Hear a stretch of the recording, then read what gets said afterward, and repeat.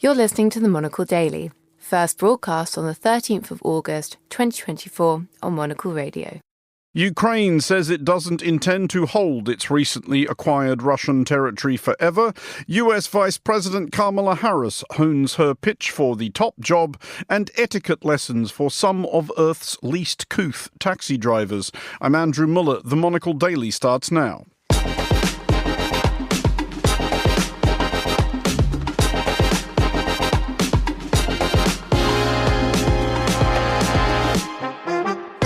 Hello and welcome to the Monocle Daily, coming to you from our studios here at Midori House in London. I'm Andrew Muller. My guests Rainbow Murray and Robin Lustig will discuss the day's big stories, and ahead of this weekend's Green Man Festival, we'll meet its organiser. Stay tuned, all that and more coming up right here on the Monocle Daily.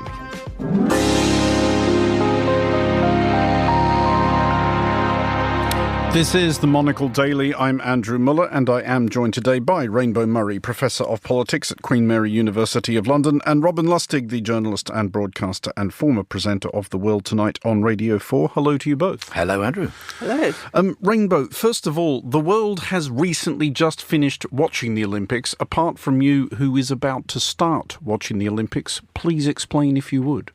Yes, well, I have a delayed surgery coming up. The plan was to spend the recuperation period watching the Olympics, and when the operation got delayed, so did the Olympics. So starting next week, I'm going to be very much enjoying using sport to make me forget about my own personal limitations. We obviously, and I'm sure all our listeners do as well, wish you absolutely all the best with the surgery itself. But I think that's a fantastic idea for a recovery programme, because you are, of course, will you find it inspiring, do you think, watching these people at their physical peak while you are yourself not at yours?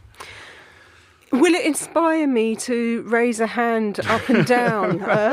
Maybe a little bit less than in previous Olympics, where it inspired me to get out on my bike or run around. But it will certainly be uplifting, and that is another big function of the Olympics, isn't it? It absolutely is, and I can promise you, and Robin, we must be very careful on the spoilers, that these particular Olympic Games, both on and off the track, pool, diving board, whatever, were an absolute humdinger. So if it's any consolation at all, something of a treat awaits. Something to look forward to. And I am looking forward to it.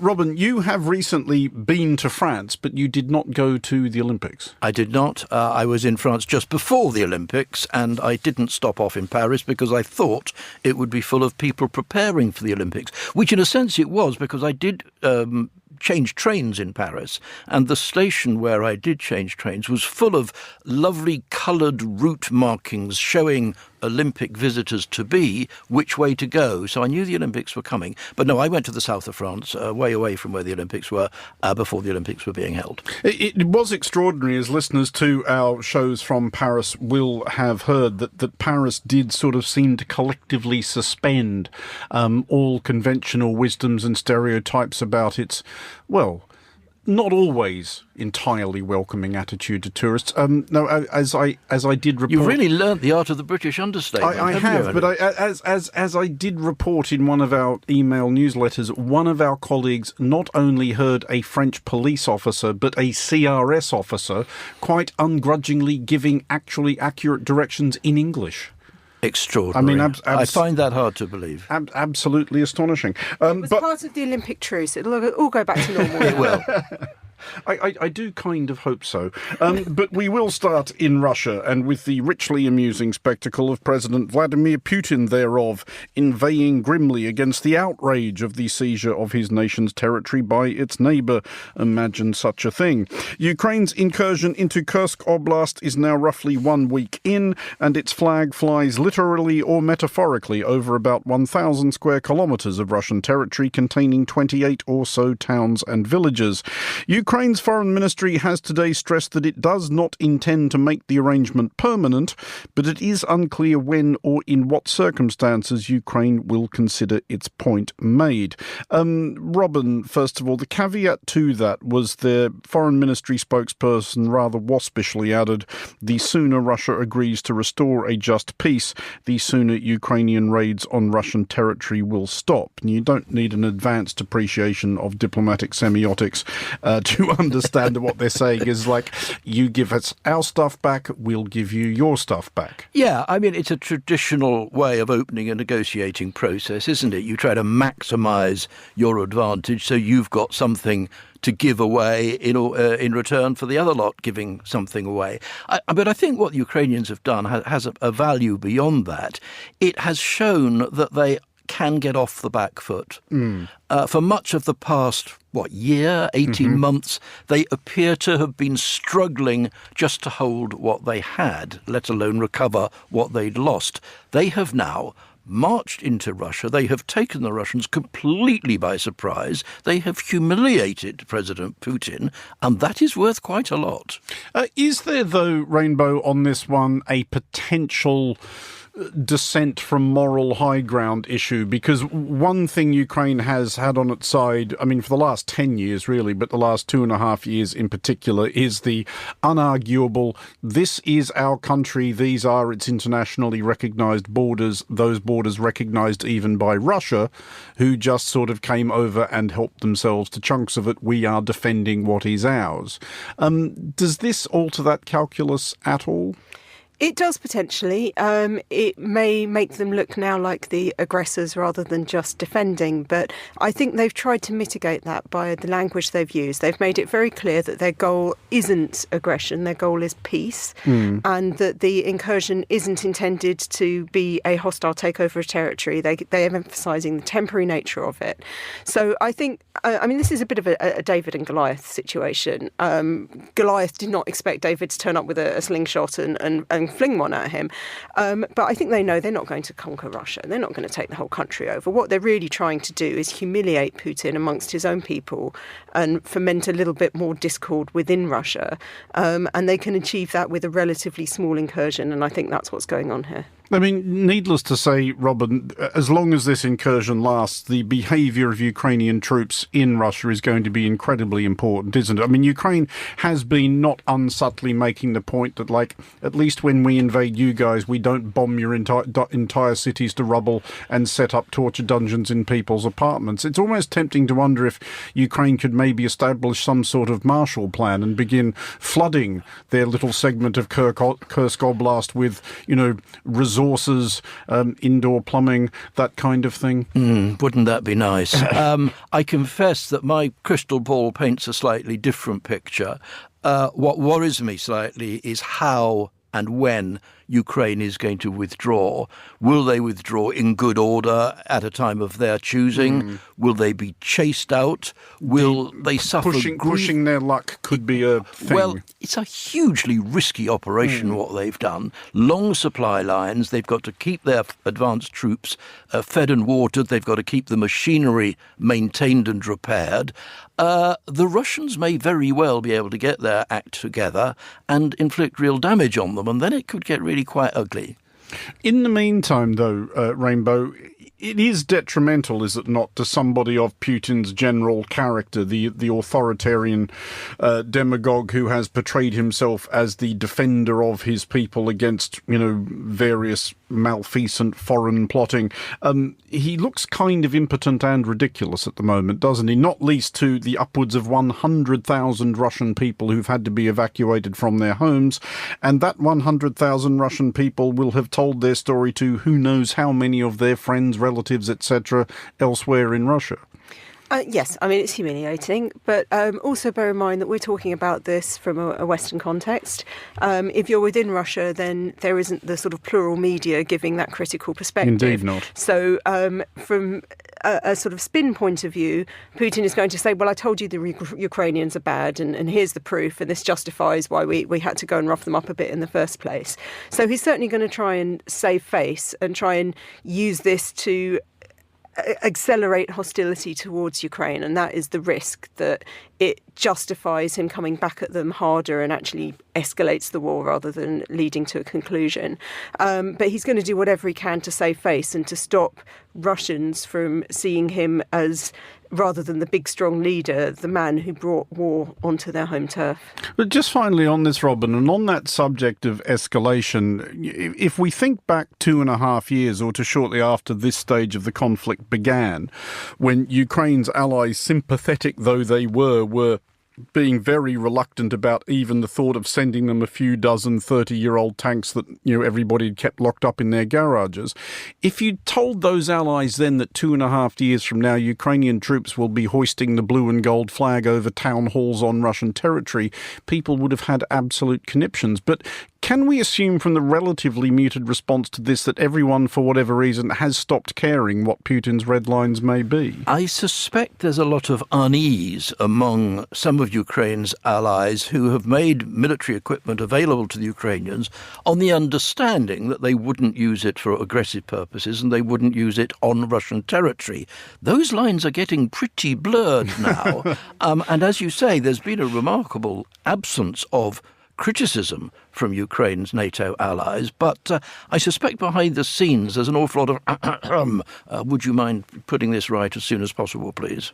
Well, to the United States, where it is beginning to dawn on the campaign of the Democratic candidate, Vice President Kamala Harris, that merely periodically reminding voters that she is not an obviously unravelling 34 times convicted criminal with dozens of further charges pending may not be enough to swing it. Accordingly, Harris is said to be preparing to flesh out a few actual policy positions, and perhaps even, if we're all really lucky, to explain how she's going to enact them. Said positions to include federal laws to provide access to abortion, and perhaps to make it more difficult for any yahoo with a grudge to buy the kind of weapons most countries only issue to trained professional soldiers. Rainbow, first of all, slightly counterintuitive question to put there, because this does appear to be the conventional wisdom that we're now going to see some flesh on the bones, etc. Wouldn't she actually just be better off not doing that and just actually continuing to hit the message, I'm not a mentally ill felon? Well, a similar strategy worked for Keir Starmer for the past year or two. Sometimes you don't necessarily want to go into too much detail. You want to be an empty vessel or a blank slate onto which people can project their own hopes and wishes. And especially when you are up against someone who is thought of negatively, then emphasising that you are a sort of neutral alternative to them can be a good prospect. The one problem that Kamala Harris does have is that she did run to be the Democratic nominee in 2020, and she did take some policy positions that were considered at the time to be very much on the liberal end of the spectrum. So she has to counter the message coming from Trump that she's a mad radical liberal, and she has to demonstrate that she does actually have some concrete policies that could appeal to the middle ground. And so I think that's what she's doing here. She doesn't go into too many specifics. She doesn't want to alienate too many voters, but she does have to demonstrate that she's not Biden Mark II, and she's also not a rabid left-winger.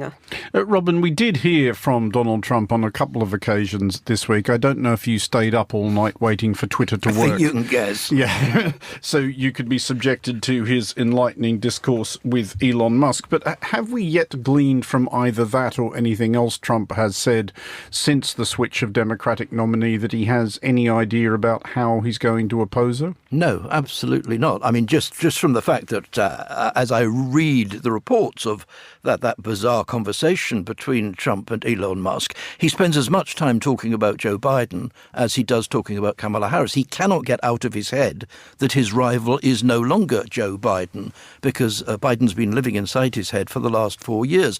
I think the point about Kamala Harris unveiling some policies, if that is indeed what she's going to do, is that what the opinion polls seem to show is that although a lot of American voters like what they have seen of her so far, they still don't feel that they know very much about her.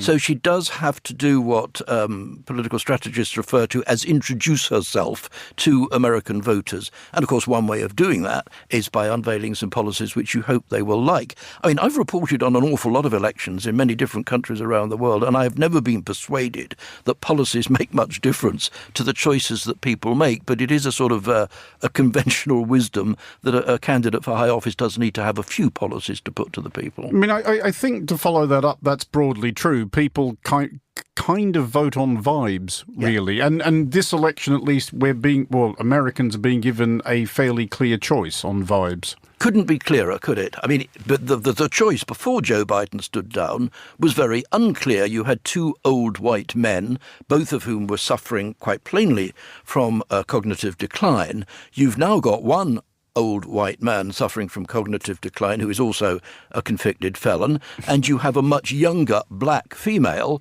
who is the polar opposite. So, yeah, a very clear choice. But she probably will have to put some policies on the table just so that people who do feel that these things matter will have something to get their teeth into. I mean, one policy she is going to make a thing of, Rainbow, and where she does clearly perceive mileage, is abortion. And Trump has attempted to portray himself, especially to his base, as the guy who overturned Roe v. Wade, or at least stacked the Supreme Court with the kind of people who would overturn Roe v. Wade. It has been the fond hope of the Democrats ever since, looking at opinion polling, which across America is broadly supportive of the pro-choice position, that this might actually end up going off in the Republicans' face a bit. Do you think that is a reasonable hope? I think it is a reasonable hope, and I think it's also a strategy that plays a little bit into identity politics. As you've already pointed out, her identity is very different to that of Trump, and she is running for office in a country that has never elected a woman president. Mm-hmm. And there's still some quite deep-rooted misogyny. And I think what she's trying to do at the moment is target white women voters. They are the core demographic that could potentially swing towards her. In 2016, more white women voted for Donald Trump, even after the very controversial locker room comments that he made. Well, even after literally everything. Then voted for Hillary Clinton. And part of that was a sort of internalised racism, that they liked the dog whistles coming from Trump and they chose that over the misogyny. And so she needs to win those voters back. She needs to give them something that makes them willing to prioritise their gender over their race. And I think this is her strategy for doing that. Do you think, though, Rainbow, that gun control is potentially a winner for her? Because whatever, it always strikes me, however sympathetic I may be to the idea that probably it shouldn't be possible to walk into a supermarket and buy the kind of stuff that most other countries only issue to professional soldiers. The horse has bolted, hasn't it? I mean, even if somehow you found a way to stop the sale of automatic or assault weapons to Americans tomorrow, there's so many at large in the community, it would make very little practical difference. And that's always been the problem, that if you can't get rid of the weapons that are already there, then refusing to sell more just leaves those who already don't have one feeling more vulnerable to an attack. And it doesn't matter how many times you point out that the more guns there are, the more gun violence there is, and that you're more likely to be shot by your own weapon than by someone else's. There's that sort of continued fear that if someone could break into your house or attack you on the street and they've got a weapon and you haven't, that you're vulnerable. And so I think unless you actually had a programme that sought to remove the weapons that people already have, and even then that would really struggle, it's going to be difficult to persuade a lot of people who are very, very attached to this notion of self-defence. Well, let's look now at the United Kingdom, and one of the many, many curiosities of the Conservative Party's recent epically unsuccessful general election campaign was their morbid determination to make an issue of the unceasing procession of migrants across the English Channel, an issue which had arisen on the Tories' watch and which they had proved demonstrably useless at addressing. The new Prime Minister, Sir Keir Starmer, is now reported to be working with his Italian counterpart, Giorgia Meloni, to refocus Europol, the EU's police force, to make targeting people smuggling a priority. By way of demonstrating the urgency of the matter, 703 more migrants made the Channel crossing to the United Kingdom on Sunday alone. Starmer's whole thing, Robin, his refrain during the campaign was smash the gangs, that this should be about breaking up the criminal networks that enable this traffic rather than, victimising the migrants. It sounds like something that should be readily doable, and he kept insisting it was, which does beg the question of why it hasn't been done. Well, this is very much the former public prosecutor talking, isn't it? I mean, he is a lawyer. He is a former director of public prosecutions. It shouldn't be a surprise to anybody that his go-to first idea is to use the power of the law and the power of policing to try to smash the gangs. It is true that the gangs control a lot of this trade. What I think is not true is that by smashing the gangs you have solved the problem. There are huge numbers of people living in extremely dangerous countries who will run any risk at all in order to flee either on their own or with their families, and some of them, a relatively small proportion of them as it happens, want to come to the UK. What I find a bit bizarre about Keir Starmer and Giorgia Meloni getting together is that they come from such diametrically opposed political traditions that it's hard to see them making common cause. But, for example, doing a deal with Albania has made a big difference to the number of Albanians crossing the Channel to come to the UK. Italy, of course, has been in the forefront of this for many years now because a lot of migrants come across the Mediterranean from the North African coast into Italy. So it is of concern to Giorgia Meloni. She will be very keen to do anything that reduces the number of people turning up on Italy's shores. Rainbow, as Robin correctly points out, Starmer and Meloni probably agree with each other about not very much, but might it be possible that they have agreed on a sensible way of thinking about this, i.e. addressing the issue as a strictly law and order thing and therefore hopefully removing the emotive baggage usually attached to it? Yeah, and I'm actually not entirely surprised by the alliance between Starmer and Meloni. It's true that they've got very little politically in common, but part of the change in stance that we've seen from Sunak to Starmer is that Sunak was very much coming from a Brexit perspective. Mm-hmm. And if you want to solve this, you really need European cooperation. And so a lot of this is about Europol. It's about working with European states. It's about trying to instigate that sort of pan-European response. And Starmer was very, very edgy about Brexit the whole way through the campaign. He did not want to be seen to be taking a pro-European stance and alienating the voters. He did not want to talk about it at all. He did not. So if you're going to come back to the table with a pro-European stance saying we need to work with our European partners, which one do you choose? You choose the most right-wing one available in Europe so that you are still pacifying those sort of anti-Europeans by saying, well, look, we're going for the anti-immigration leader within Europe rather than something that would be seen as sort of too much sort of kumbaya cooperation. I mean, Robin, we can't obviously talk about this without talking about the recent anti-migrant riots across the United Kingdom, and that is what they were. They were anti-migrant riots. We are starting to see some of the reckoning for that. Dozens of people have ended up in court. Quite a few have already been sent to prison, some for quite hefty stretches. The Prime Minister, of course, is not in charge of the judicial system, but you could argue that the Prime Minister sets a tone. Are we seeing something of the former public prosecutor being reflected in the way that the courts have handled these? Yes, but I don't think he would accept your definition of what happened as anti-migrant protests. He characterises them as sheer mindless hooliganism. Well, I mean, there's a Venn diagram there. There might be a Venn diagram. One of the things that has struck me is of the people who have come to court so far, the number of them who have a long list of prior convictions for violent offences is really quite remarkable.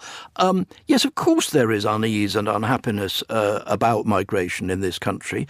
I'm not sure myself how many of the people out on the street smashing up police stations and libraries and citizens' advice bureaus were doing so because they were concerned about the level of migration. I think they just wanted a jolly good fight. There is also that. But Rainbow, just finally on this, if this does work, is this the way that it might take some of the heat out of this issue, at least in the United Kingdom? Because it has always been my somewhat, perhaps, hopeful contention that what makes people anxious and angry about this is not so much migration itself as the appearance that it's a free-for-all. And the optics are awful of boats just washing up on the shore and people getting out of them and strolling into the nearby towns. If it was actually possible to stop that from happening and to bring some order to bear, would it kind of cut the likes of the Reform Party and their fellow travellers off at the knees? They thrive on this chaos. To some extent. I mean, we we really need, to change the conversation about migration. And so what Starmer here is trying to tackle is what you might call uncontrolled migration. And if you can get control of it, then perhaps you can make a case for justifying controlled migration rather than trying to tar all migrants with a similar brush that anyone coming from outside the UK is by definition bad.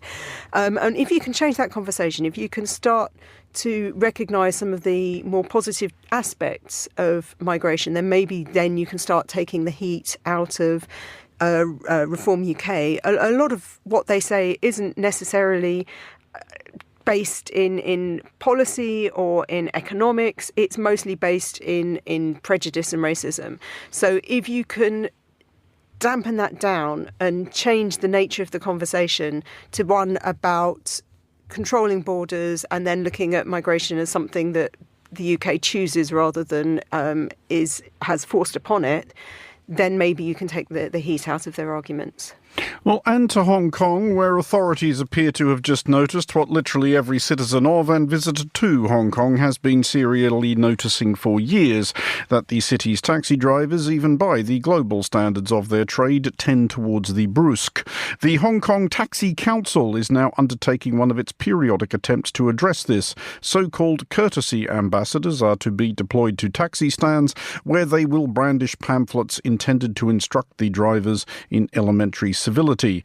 Rainbow, does this sound like something that's going to work to you?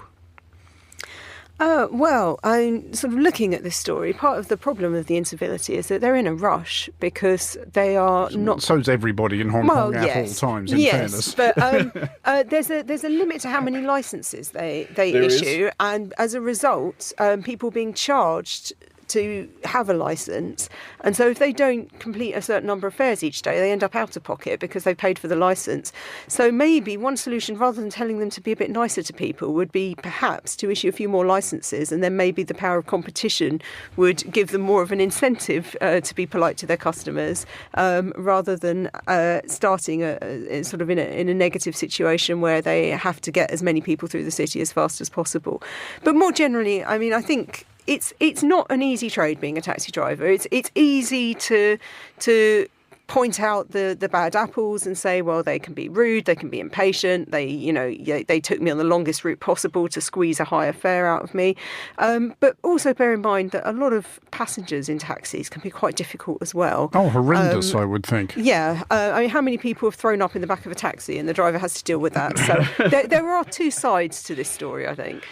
There are indeed. One of their grievances as well, Robin, is that Uber, which is not supposed to be able to operate in Hong Kong, does anyway, and that this is insufficiently cracked down on. But that thought of competition generally improving the standards of any particular thing does not seem to have worked so much with taxis, in my own experience at least. My own experience has been, for all the reservations that one may reasonably express about Uber's business model, and for all that their food couriers are an absolute menace to any pedestrian, I don't think I have ever had a poor experience with an Uber driver. Almost all of whom I've met have been courteous, helpful, hospitable, and not infrequently downright affable driving companions. Well, because you have to rate them, don't you, after you've been in their vehicle. And I think that does work to a certain extent, because if you find that the car coming for you is being driven by a driver with a very low rating from previous customers, you might decide to choose another alternative. So perhaps that's an option for Hong Kong taxi drivers. I mean, I have been in Hong Kong taxis, and the drivers are stupendously rude. but frankly, that's not what bothers me. I've been in the back of an awful lot of taxis in an awful lot of different countries, and the ones that really worry me are the ones who are just very, very bad drivers. Oh, yeah. And, you sit in the back of an old car with deflated tyres and a rusty floor, no seat belts in the back seats, and a driver who plainly doesn't know how to drive. I've actually been in a taxi which crashed into the car in front of him, and the driver didn't even acknowledge that anything had happened. So I don't care if they're rude. I just want them to get me safely and alive to wherever it is I want to go. In which picturesque dateline was that? It was in Pakistan. Okay, yeah, my own experience of Pakistan taxi drivers, that does not caused me to slap my forehead in surprise and exclaim "Gadzooks." Rainbow, do you still do that thing? I know some people who do in London, although I can only admire their generosity given the disparity in prices, still try to use the black cab instead of Ubers. I should disclose at this point that I'm related to a black taxi driver, so absolutely, definitely, yes. Always. Rainbow Murray and Robin Lustig, thank you both for joining us. Finally, on today's show, this weekend, you'll find one of the country's most celebrated music events occurring among the rugged mountains of Wales. Green Man, now over 20 years old, has managed to keep its independence and its integrity despite its expansion. At the helm of the festival is Fiona Stewart, who has organised a stellar lineup this year that includes Arlo Parks, Sampha and Ezra Collective, among other acts. Well, earlier, Fiona joined Monocle's Robert Bound in the studio to tell us more about the event and began by describing who you can expect to see in the crowd at the festival.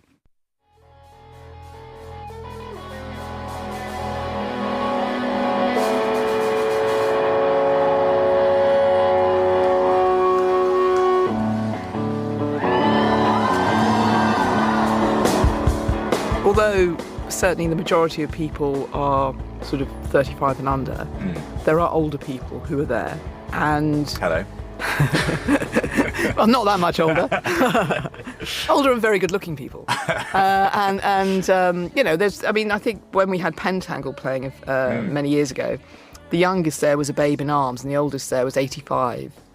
I think it's more of a like-minded vibe, you know, people who go there are into their music, they're into nice food, they're into, you know, people who are greedy for life go to Green Man. Yeah. You know, they enjoy it, but they're respectful and they're funny. It's not too dour. No, it's super jolly. I mean, that's the thing with it. It does feel very collegiate. It feels very small in a good way. It doesn't feel like there's not nooks and crannies and corners and fantastic places to discover, but there's a lovely manageability about the site, about the topography of it, and all the rest of it, which you know is wonderful. Which you've propagated, but also which you've been blessed with, I suppose, by where you've set up. We know the little different areas are very significant. They're very unique areas with their own personality. So, you know, as you can walk through from the station, you can walk through Einstein's garden, which is a rose garden, and it's full of science, and then you can walk further and you're into Babbling Tongues, which is full of spoken word and comedy. Oh yeah, the first time you've seen Stuart Lee, you won't understand what he's doing at all. But by about the 15th time, you'll see it's very clever. What he does is he comments on his act as he goes along, often in the character of another person. It's amazing. And these are significantly different areas, and you can have a hot tub or whatever, you know. You can. Every time, I always think the Green Man's a place with big rooms. You walk into a different room, and it's completely different. You know, it's a different vibe. Still friendly, but it's offering you something different. So it's very compartmentalised. Without, well, I'll say it. Oh, won't you say it? See, I don't wanna say you've got me. See, I don't wanna say that you've got me, that you've got me, that you. Live music is supposed to be is the money earner for the music industry in lieu of selling CDs, obviously now, and streaming is good for some people, not so good for smaller artists. Where does running a festival sit in the middle of that? It's tempting to think that a festival with a great reputation is in a very good place, but how competitive, cutthroat is the festival world? Because you're competing with American festivals, European festivals of all sorts of different genres, and yours is a multi-genre festival with more folky roots.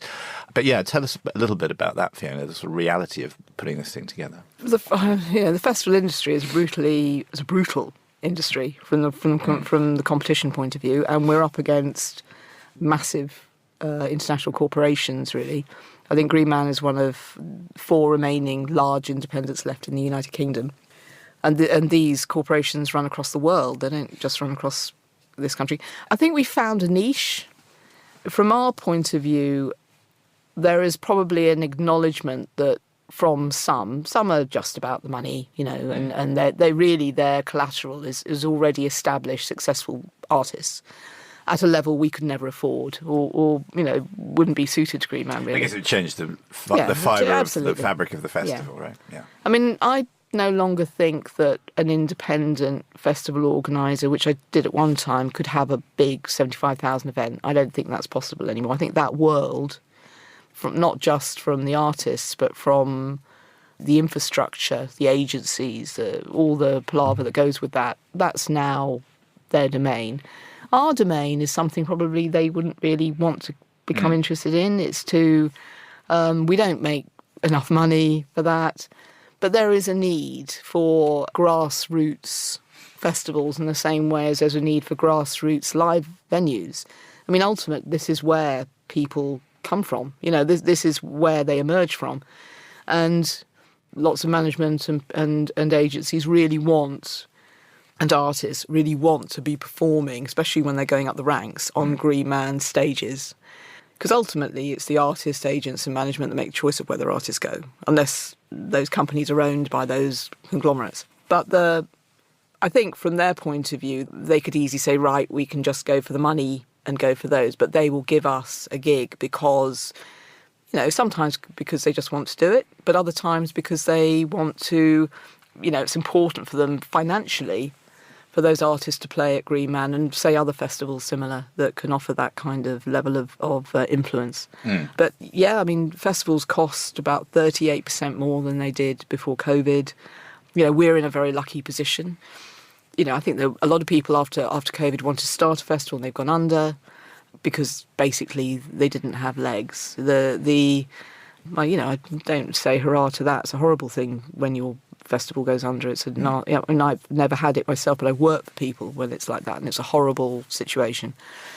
But like any business, you have to have a very strong, unique identity when you do this. You've got to be offering something really different and really work at it. It's not something you can offer something different for a short time and then it goes. And you can see even festivals that were doing quite well aren't doing so well because the audience has changed. People have, their behaviour's changed. So, I mean, at the moment, WOMAD's doing well, Green Man's, thankfully doing well. I think End of the Road's doing very well. Shambhala is doing very well. There are festivals out there that are doing well. So it's not all it's not all negative. The ones you've mentioned, the ones you've listed there are all the ones with the good vibes, aren't they, as well? Yeah. There's a sort of generosity of spirit that comes part and parcel, or you feel is attached to those names as well. Yeah. But I think I think quite a lot of people try and sort of have a faux presentation of that. And also people are bright. They could know how to do their research. They know how to find out who actually owns things. You can't pull the wool over people's eyes. I mean, not that I would ever want to, but I know people who would try and bring over a kind of an experience which isn't so much of the experience that they're buying into. So I think that's a big deal. I like with the mention of wool that you've brought it back to Wales. We've gone full circle. Fiona Stewart, as ever, head honcho of Green Man Festival. Thank you very much. Thank you.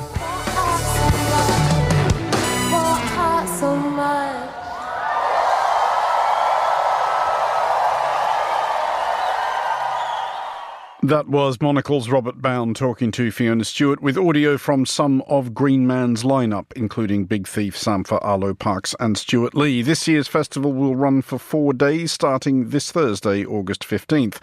That's all for this edition of the Monocle Daily. Thanks to our panellists today, Rainbow Murray and Robin Lustig. Today's show was produced by Henry Rhys Sheridan and researched by Gunnar Grunlid and Sana Jumani. Our sound engineer was Lily Austin. I'm Andrew Muller here in London. The Daily returns at the same time tomorrow. Thanks for listening.